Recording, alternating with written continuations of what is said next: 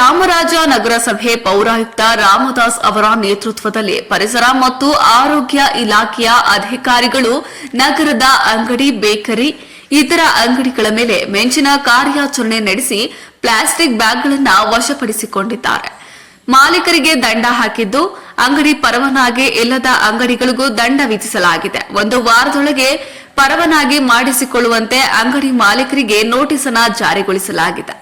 ಇನ್ನು ನಿಷೇಧಿತ ಪ್ಲಾಸ್ಟಿಕ್ ಬಳಸುತ್ತಿದ್ದ 6 ಅಂಗಡಿಗೆ ತಲಾ 500, ಪರವಾನಗಿ ಇಲ್ಲದ ಅಂಗಡಿಗಳಿಗೆ ತಲಾ 1,000 ರೂಪಾಯಿ ದಂಡ ಹಾಕಲಾಗಿದೆ. ಕಾರ್ಯಾಚರಣೆ ನೇತೃತ್ವ ವಹಿಸಿ ಪೌರಾಯುಕ್ತ ರಾಮದಾಸ್ ಮಾತನಾಡಿದ್ದು, ಜಿಲ್ಲಾ ಉಸ್ತುವಾರಿ ಸಚಿವರು, ಶಾಸಕರು, ಜಿಲ್ಲಾಧಿಕಾರಿಗಳು, ನಗರಸಭಾ ಅಧ್ಯಕ್ಷರ ಆದೇಶದ ಮೇರೆಗೆ ನಗರದಲ್ಲಿ ಆಹಾರ ಕಲಬೆರಕೆ ವಸ್ತುಗಳನ್ನು ಉಪಯೋಗಿಸಿಕೊಂಡು ಅಂಗಡಿ, ಬೇಕರಿ, ಫುಡ್ ತಯಾರಿಸುವ ಅಂಗಡಿಗಳು, ಹೋಟೆಲ್ಗಳು, ದಿನಸಿ ಅಂಗಡಿಗಳು, ಫಾಸ್ಟ್ ಫುಡ್, ಪಾನಿಪುರಿ, ಗೋಬಿ ಸೆಂಟರ್ಗಳಿಗೆ ಭೇಟಿ ನೀಡಿ ಪರಿಶೀಲಿಸಿ ಶುಚಿತ್ವ ಕಾಪಾಡುವಂತೆ, ಕಲಬೆರಕೆ ವಸ್ತುಗಳನ್ನು ಬಳಸದಂತೆ ಎಚ್ಚರಿಕೆಯನ್ನ ನೀಡಲಾಗಿದೆ. ಪುನರಾವರ್ತನೆ ಆದರೆ ಅಂಗಡಿ ಪರವಾನಗಿ ರದ್ದುಗೊಳಿಸುವುದಾಗಿ ಎಚ್ಚರಿಕೆಯನ್ನು ಸಹ ನೀಡಲಾಗಿದೆ. ಇನ್ನು ಸಾರ್ವಜನಿಕರಿಗೆ ಗುಣಮಟ್ಟದ ಆಹಾರ ನೀಡುವ ಮೂಲಕ ಜನತೆಯ ಆರೋಗ್ಯದ ಮೇಲೆ ಯಾವುದೇ ದುಷ್ಪರಿಣಾಮ ಬೀರದಂತೆ ಎಚ್ಚರಿಕೆ ವಹಿಸುವುದು ನಮ್ಮೆಲ್ಲರ ಜವಾಬ್ದಾರಿಯಾಗಿದೆ. ಇನ್ನು ನಿಷೇಧಿತ ಪ್ಲಾಸ್ಟಿಕ್ ಬಳಸದಂತೆ ಎಚ್ಚರಿಕೆ ನೀಡಿ, ನಿಷೇಧಿತ ಪ್ಲಾಸ್ಟಿಕ್ ಮಾರಾಟ ದಿನದಿಂದ ದಿನಕ್ಕೆ ಅಧಿಕವಾಗುತ್ತಿರುವ ಹಿನ್ನೆಲೆಯಲ್ಲಿ ಈ ಕಾರ್ಯಾಚರಣೆಯನ್ನು ನಡೆಸಿ ನಿಷೇಧಿತ ಪ್ಲಾಸ್ಟಿಕ್ ವಶಪಡಿಸಿಕೊಂಡು ಅಂಗಡಿ ಮಾಲೀಕರಿಗೆ ದಂಡ ವಿಧಿಸಿ ಎಚ್ಚರಿಕೆ ನೀಡಲಾಗಿದೆ ಎಂದು ತಿಳಿಸಿದರು. ಇನ್ನು ಸ್ಥಳದಲ್ಲಿ ಎಇಇ ರೂಪಾ, ಹಿರಿಯ ಆರೋಗ್ಯ ನಿರೀಕ್ಷಕ ಮಂಜುನಾಥ್, ಆರೋಗ್ಯ ನಿರೀಕ್ಷಕ ಪುಷ್ಪ, ಸೂಪರ್ವೈಸರ್ಗಳಾದ ಸಿಡಿ ವೆಂಕಟೇಶ್, ಚೇತನ್, ಸ್ವಾಮಿ ಹಾಗೂ ಸಿಬ್ಬಂದಿಗಳು ಹಾಜರಿದ್ದರು. ವರದಿ ಹೊಮ್ಮ ನಂಜುಂಡ ನಾಯಕ, ಪ್ರಜಾಪವರ್ ಟಿವಿ, ಚಾಮರಾಜನಗರ.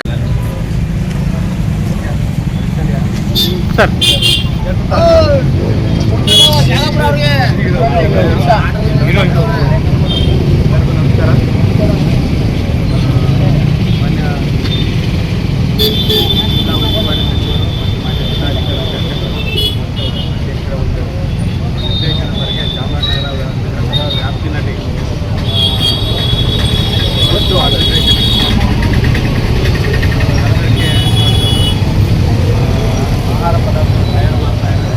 ಇನ್ನು ಹಾಗಾಗಿ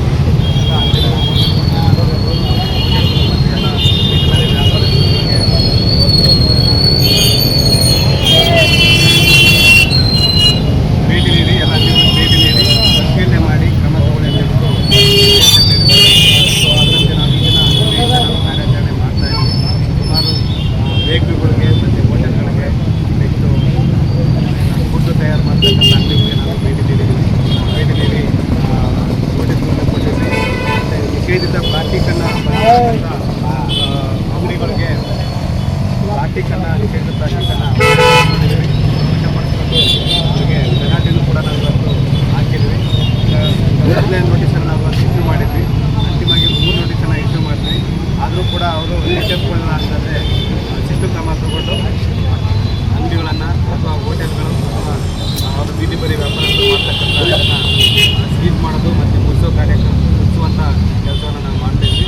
ನಮ್ಮ ಜೊತೆಗೆ ಆರೋಗ್ಯ ಇಲಾಖೆಯವರು ಮತ್ತು ಫುಡ್ ಸೇಫ್ಟಿ ಇಲಾಖೆಯವರು ಕೂಡ ನಮ್ಮ ಜೊತೆಗೆ ಕೈ ಜೋಡಿಸ್ತಿದ್ದಾರೆ. ಅವರು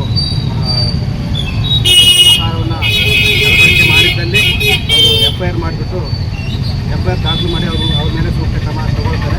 ಸೊ ಹಾಗಾಗಿ ನಿನ್ನೆಯಿಂದ ನಾವು ಈ ಕಾರ್ಯಾಚರಣೆಯನ್ನು ನಾವು ನಮ್ಮ ನಗರಸಭೆ ಆರೋಗ್ಯ ಶಾಖೆಯಿಂದ ನಾವು ಕಾರ್ಯಕ್ರಮ ಮಾಡ್ಕೊತಿದ್ವಿ.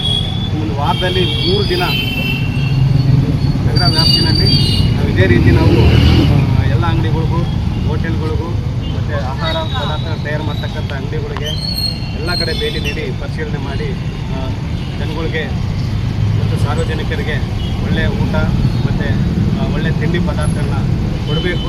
ಮತ್ತು ನಗರದ ಜನಗಳ ಆರೋಗ್ಯ ಹಿತದೃಷ್ಟಿಯಿಂದ ಎಲ್ಲರೂ ಕೂಡ ಇದನ್ನು ಪಾಲನೆ ಮಾಡಬೇಕು ಅಂತೇಳಿ ನಿಮ್ಮ ಹೆಸರು ಪೌರಾಯುಕ್ತರು. ನನ್ನ ಹೆಸರು ರಾಮದಾಸ್, ಪೌರಾಯುಕ್ತರು.